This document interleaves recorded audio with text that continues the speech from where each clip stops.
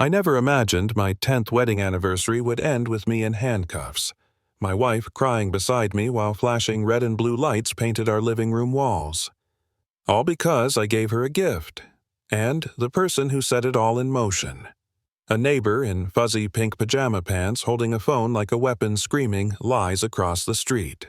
The day had started perfect. Storybook perfect. Sunlight spread over our porch, everything glowing gold. My wife was in a new red dress, her braids shining her smile, making me feel like the luckiest man alive.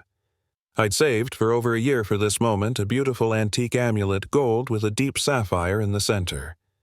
I had the little velvet box in my hand, and she was already tearing up before I even opened it. And then came the voice, harsh, jagged, slicing through our moment. "Are you seriously dealing drugs right here in broad daylight?" We froze. It was so absurd, so ridiculous that for a second I thought maybe I misheard. But no, it was her, Linda Matthews, the nightmare of the block. 50, something messy blonde hair sticking up like she'd wrestled with a lawnmower, sagging white t-shirt, those ridiculous cat pajamas. She was standing in her yard, phone, raised eyes burning with hatred. I laughed at first. I mean, how do you take that seriously? I was holding a jewelry box, for God's sake. But she doubled down. Blood money gang symbols. You don't belong here. My wife's smile collapsed. She grabbed my arm, whispering, "What is she talking about?" The pain in her voice gutted me. I wrapped an arm around her, tried to salvage the moment. I opened the box. The sapphire sparkled in the sunlight, and for a breath we had our magic back. But Linda wasn't done. She screamed louder, pacing her lawn like a deranged guard dog. "He's dragging her inside. He's abusing her. I'm on with 911 right now. Send everyone." My blood turned cold. Just like that, in her twisted story, I was no longer a husband giving a gift. I was a violent drug dealer, abusing his wife. Within minutes, sirens wailed. Police cruisers screeched to a stop in front of our house. I opened the door before they could start pounding, hands visible, my wife right behind me, holding the necklace. 2 officers approached. One older, calm, with a thick mustache. The other younger, buzz-cut, twitchy energy already radiating suspicion. "Sir, we've had a report of assault and possession of stolen property," the older cop said. His eyes flicked to the necklace. My wife tried to explain, her voice trembling. "It's a gift. Our anniversary." The older one leaned closer, almost believing. But the younger Mark snorted. "That's a pricey piece. You got a receipt for that." A receipt. On my porch. In the middle of giving my wife her gift. I tried to hold back the rage boiling in my chest.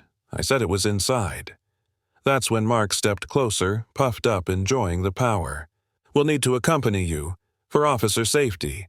We don't know what's in there." He stared at me like I was an animal waiting to pounce. My wife begged through tears. "Please, he didn't do anything." Mark's eyes lit up. "See, she's scared. He's intimidating her." And with a smug grin, he barked, "Hands behind your back." Time slowed. The sun was shining, birds chirping, and I was being arrested in my own yard for loving my wife. The metal clicked around my wrists, cold and humiliating. And then, unbelievably, Mark looked at my wife, at the amulet she still clutched, and said, "She seems unstable.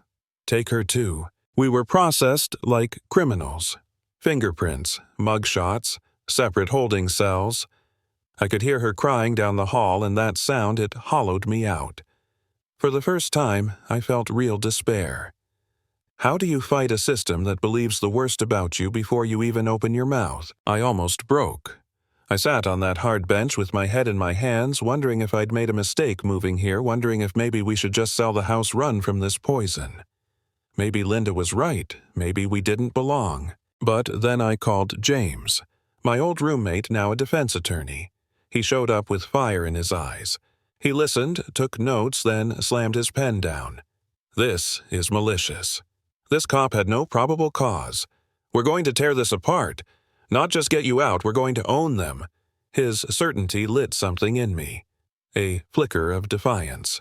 And soon the truth began to surface. Linda had a history.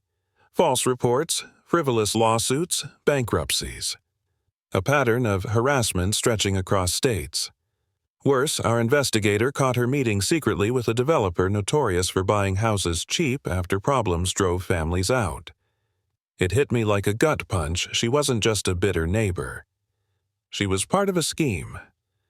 We weren't random targets, we were pawns in a real estate scam. Still, doubt gnawed at me. Every whisper from other neighbors, every glance that lingered too long made me feel guilty, even though I wasn't. One night, I told my wife, maybe we should just leave, sell the house. She looked at me broken, and I realized if we walked away, we'd lose more than property. We'd lose our dignity. That was the moment I knew we fight. The day of the preliminary hearing was electric. The prosecutor put Officer Mark on the stand. He spun his story, how I was defensive, aggressive, how my wife was terrified. Then James stood up, calm as ice. "Officer, did you see my client strike his wife? No. Did you find drugs? No. Any stolen items? No." James leaned in, voice sharp. "So, your entire arrest was based on one hysterical neighbor and the fact that a black man gave his wife jewelry you thought looked expensive." The room went silent. Mark turned red, stammering. The judge's eyes narrowed. Then Linda took the stand. She played the victim, wringing her hands, saying she saw a drug deal that she feared for my wife's life. She was smooth, too smooth. But James was ready. He pulled out file after file. In Ohio, you accused the Hendersons of running an illegal casino. Dismissed. In Florida, you claimed stolen mail. False. In Texas, you accused a family of poisoning your roses. Except you never owned roses, did you? Her face drained of color. Finally, James dropped the bomb. "Isn't it true your home is in foreclosure? Isn't it true you've been meeting with representatives from a developer? Isn't it true you have a documented pattern of harassing families of color until they sell cheap?" She froze, trembling, caught like a rat in a trap. The courtroom exploded in murmurs.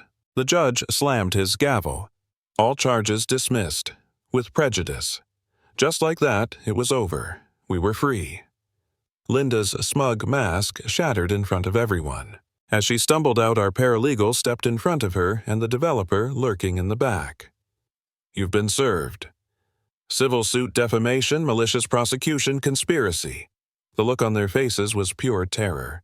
That was the real victory. Not applause, not celebration. Just watching power drain from their eyes, knowing the truth had finally caught up to them. And if there's one thing I took from all this, it's this. Sometimes the fight isn't about winning, it's about refusing to be broken.